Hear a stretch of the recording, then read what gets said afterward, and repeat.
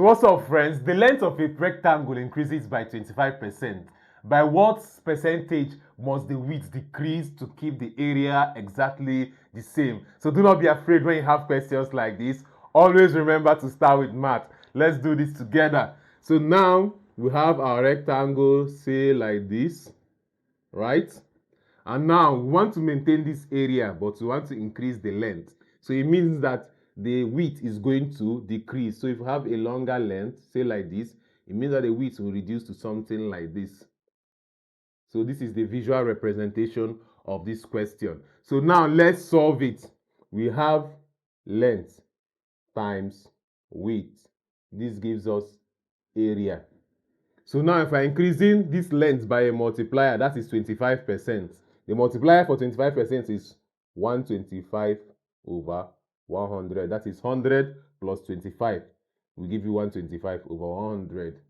This is the multiplier for the length times.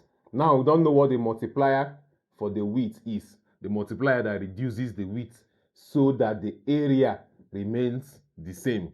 That is what we are going to find out now. And if we want to find the multiplier for the width, it's simple. What we are going to do is just to invert the multiplier for the length so that this one will remain always 1.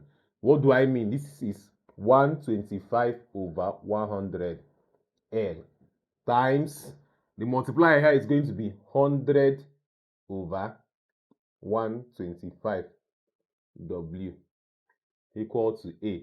Why is it so? So that if this one cancels this one cancels this, we are still going to have 1 here. Nothing is going to increase here, meaning that the area remains exactly the same. So since we now know the multiplier for the width, let's find by how many percent the width has what? Reduced. So we have 100 over 125 times 100.